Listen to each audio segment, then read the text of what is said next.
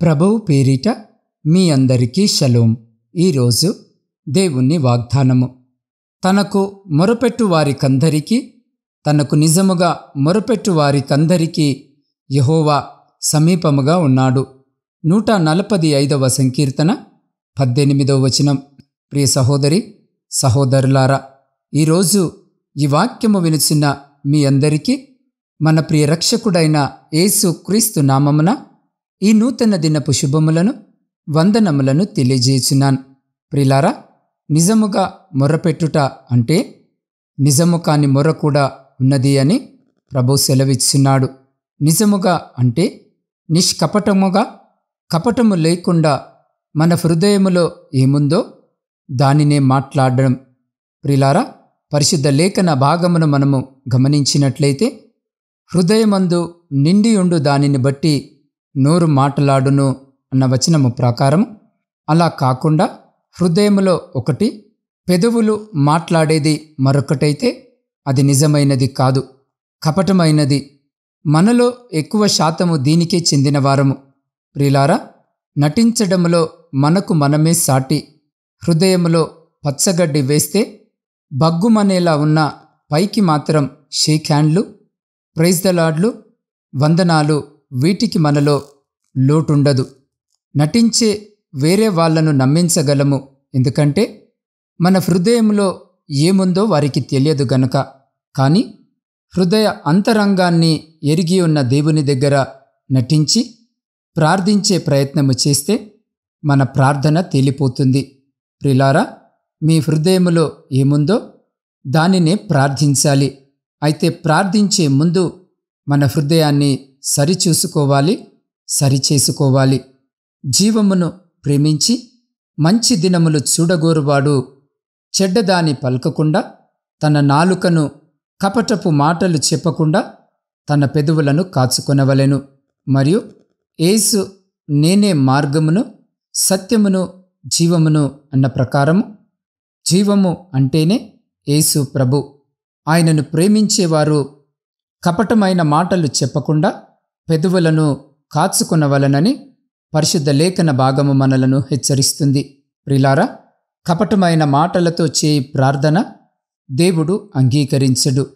మన ప్రార్థన దేవుడు అంగీకరించి ప్రతిఫలము ఇవ్వాలి అంటే కపటమైన మాటలు కాకుండా ఆయనను నింపుకున్న హృదయం నుండి రావాలి. అందుకే దావీదు ఇలా ప్రార్థిస్తున్నాడు: యెహోవా, న్యాయమును ఆలకించుము, నా మొరను అంగీకరించుము, నా ప్రార్థనకు చెవియొగ్గుము, అది కపటమైన పెదవుల నుండి వచ్చినది కాదు అని ప్రార్థిస్తున్నాడు. ప్రియులారా, పెదవుల ద్వారా చేసే ప్రార్థన కాదు గాని మన హృదయాలు ఆయనకు సమీపముగా ఉండి ప్రార్థించాలి. ప్రభు ఇలాగు సెలవిచ్చియున్నాడు: ఈ ప్రజలు నోటి మాటతో నా యొద్దకు వచ్చుచున్నారు, పెదవులతో నన్ను గనపరుచున్నారు, కాని తమ హృదయమును నాకు దూరము చేసుకొని ఉన్నారు. నిజముగా ప్రార్థించగలిగితే ఆయన మనకు సమీపముగా ఉంటాడు. ఆయన మనలో ఎవనికి దూరముగా ఉండువాడు కాదు అని పరిశుద్ధ లేఖన భాగము సెలవిచ్చినది. ప్రియులారా, దేవుడు మనకు ఆశ్రయమును, దుర్గమునై ఉంటాడు. ఆపత్కాలములో ఆయన నమ్మదగిన సహాయకుడుగా ఉండి మనకు సహాయము చేస్తాడు. మీ సమస్య ఏదైనా కావచ్చు, నిజముగా నిష్కపటముగా మీరు ప్రార్థించగలిగితే ఆయన మీకు ఆశ్రయమును, ఆపత్కాలములో సహాయకుడుగా ఉంటానని వాగ్దానము చేయించినాడు. ప్రియులారా, మన ప్రార్థనకు ప్రతిఫలము రావాలంటే అది మన మీదే ఆధారపడి ఉంటుంది. మన ప్రార్థనకు ప్రభు చెవియొగ్గి విని జవాబు ఇచ్చే విధముగా మన జీవితాలను సరిచేసుకోవాలని ప్రభు మనల్ని ఈ దినము కోరుకొనిచున్నాడు. ప్రియులారా, మన ప్రభువైన యేసు క్రీస్తు మనకు తోడుగా ఉండి మనకు సహాయము చేస్తాడు. ఆయన మనకు సమీపముగా ఉండాలంటే మనము మొదట చేయవలసిన కార్యమేదనగా, ఆయనకు మనము నిష్కపటమైన హృదయము, మనసు కలిగి మొరపెట్టాలి. ఆయనకు మొరపెట్టే వారికి ఆయన సమీపముగా ఉండి అటువంటి వారికి సహాయము చేస్తాడు. ఎవరికి ప్రభు సమీపముగా ఉండి దీవెనలు కుమ్మరిస్తాడంటే ఆ విషయమును మనము పరిశుద్ధ లేఖన భాగములో గమనించినట్లయితే, తనకు మొరపెట్టు వారికందరికీ, తనకు నిజముగా మొరపెట్టు వారందరికీ యెహోవా సమీపముగా ఉన్నాడు.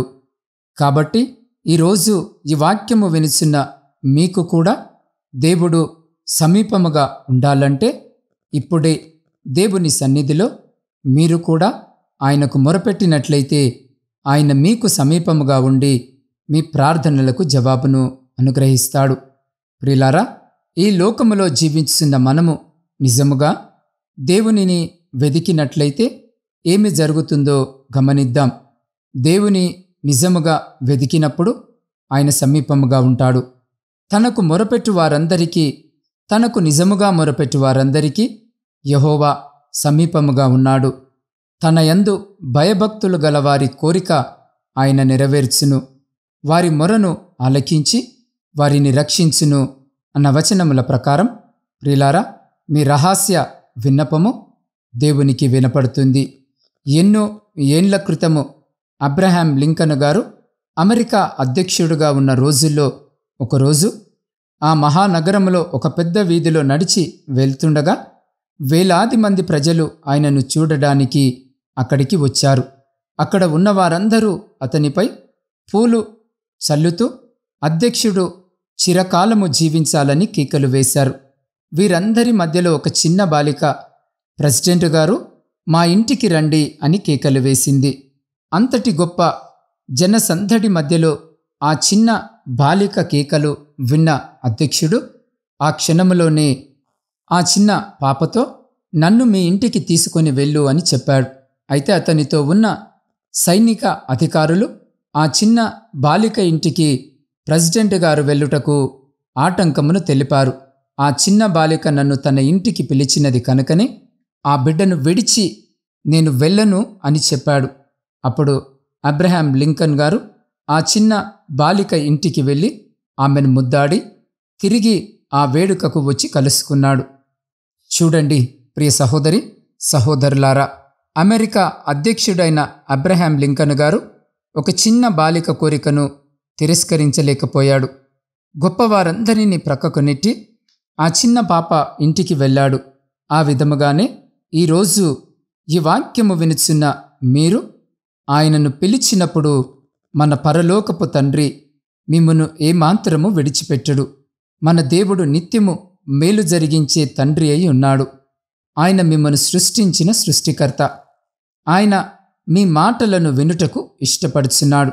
ఈరోజు మీతో మాట్లాడాలని ఆయన మీ కొరకు వేచి ఉన్నాడు. కాబట్టి ప్రియ సహోదరి సహోదరుడా, మీ హృదయ కోరికలను ఆయన యందు కుమ్మరించుచు ఆయనకు మొరపెట్టు వారికి అందరికీ, తనకు నిజముగా మొరపెట్టు వారికందరికీ యెహోవా సమీపముగా ఉన్నాడు. కాబట్టి మీరు చేయవలసిందల్లా ప్రార్థన మరియు ఆయన వాగ్దానాలను విశ్వసించాలి. తప్పకుండా ఆయన మీ మొరను విని మీ సమస్యల నుండి మిమ్మల్ని కాపాడి సంరక్షిస్తాడు.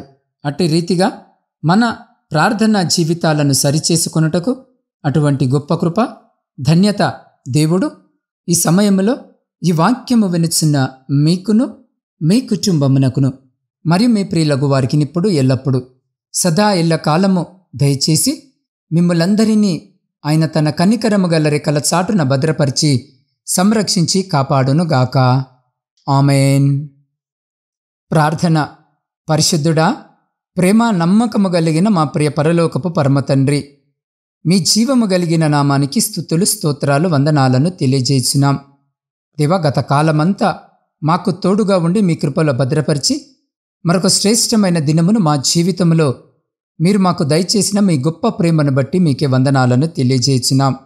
దేవా, నీవు మా ప్రార్థనలు వినుటకు మంచి దేవుడవై ఉన్నావు. నీవు మాకు దూరముగా లేవు. నీవు మాకు ఎంతో సమీపముగా ఉన్నావు.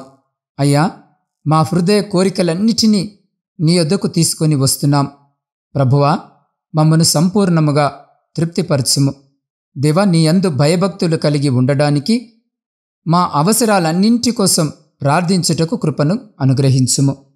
దేవా, మేము ఎటువంటి భయము లేకుండా జాగ్రత్తగా నిన్ను వెతుకుటకును నీకు మొరపెట్టుటకును అటువంటి హృదయమును మాకు దయచేయము.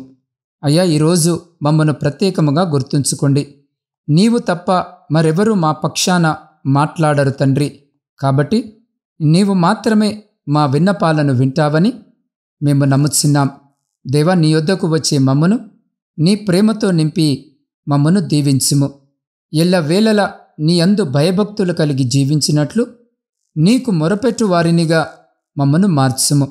దేవా, నీ కరుణతో మా మొరలను ఆలకించి మాకు సమీపముగా ఉంటూ మాకు నూతన జీవితమును దయచేయము. అయ్యా, నీ యొక్క సంతోషము మా హృదయంలో పొంగి పొరలినట్లుగా చేయము. దేవా, మా అవసరాలన్నింటినీ నీ పాద సన్నిధికి సమర్పించుకొనుచున్నాం. నాయనా, మా కోరికలన్నిటినీ నీ నామములో నెరవేర్చి మమ్మను దీవించుమని నీ పాద సన్నిధిలో వేడుకొనుచున్నాం. దేవా, ఈ సమయంలో శారీరక మానసిక బలహీనతలతో ఇబ్బంది పడుతున్న ప్రతి బిడ్డ కొరకు ప్రత్యేకంగా ప్రార్థిస్తున్నాం. దేవా, అటువంటి ప్రతి బిడ్డను మీరు దర్శించి మా కోసం గాయపడిన మీ పవిత్రమైన హస్తముతో తాకి సంపూర్ణ స్వస్థతను దయచేయమని వేడుకొనుచున్నాం. దేవా, ఈరోజు జన్మదిన వివాహ వార్షికోత్సవాలు జరుపుకొంచున్న బిడ్డలందరి కొరకు ప్రార్థిస్తున్నాం. నాయన, బిడ్డలందరికీ మీ నూతన దయాకిరీటము దయచేసి రాబోయే కాలమంతా కూడా సంతోషకరమైన శ్రేష్టమైన జీవితమును బిడ్డలకు దయచేయమని వేడుకొనుచున్నాం. దేవా, ప్రత్యేకముగా 10వ తరగతి పరీక్షలు రాస్తున్న ప్రతి బిడ్డ కొరకు ప్రార్థిస్తున్నాం. అయ్యా, బిడ్డలందరినీ జ్ఞాపకము చేసుకోండి నాయన. మీ జ్ఞానము చేత నింపండి. బిడ్డలు కష్టపడి చదివిన ప్రతి అంశమును పరీక్షలలో సరైన విధముగా వ్రాసి విజయమును పొందుకొనుటకు బిడ్డలందరినీ మీ జ్ఞానము చేత నింపి మంచి ఆరోగ్యము దయచేసి బిడ్డలకు మీరు తోడుగా ఉండమని వేడుకొనుచున్నాం. దేవా, ఈ సమయంలో ఈ ప్రార్థనలో ఏకీభవిస్తున్న ప్రతి బిడ్డ కొరకు ప్రార్థిస్తున్నాం నాయన. బిడ్డలందరినీ మీ హస్తాలకు అప్పజెప్తా ఉన్నాం. అయ్యా, ఏ బిడ్డ ఈ అక్కర, ఈ అవసరత, ఏ కన్నీటితో మీ వైపు చూస్తున్నారో నాయన, అటువంటి ప్రతి బిడ్డ ప్రార్థన మనవిని ఆలకించి వారి జీవితాలలో, వారి కుటుంబాలలో, ప్రాముఖ్యముగా వారి దాంపత్య జీవితంలో ఉన్నటువంటి ప్రతి లోటును, ప్రతి దుఃఖమును, ప్రతి అంధకార సంబంధమైన శక్తులన్నిటినీ మీ పరిశుద్ధ నామమున లయపరిచి బిడ్డలకు సంతోషము దయచేసి దీవించి ఆశీర్వదించి మీ కృపలో భద్రపరుచుకొని ముందుకు నడిపించమని సమస్త స్తుతి, ఘనత, మహిమ మీకే చెల్లించు మా రక్షకుడును మీ ప్రియకుమారుడైన యేసు క్రీస్తు సర్వశక్తి కలిగిన నామమున ప్రార్థించి స్తుతించి అడిగి పొందుకొని ఉన్నాము తండ్రి. ఆమేన్.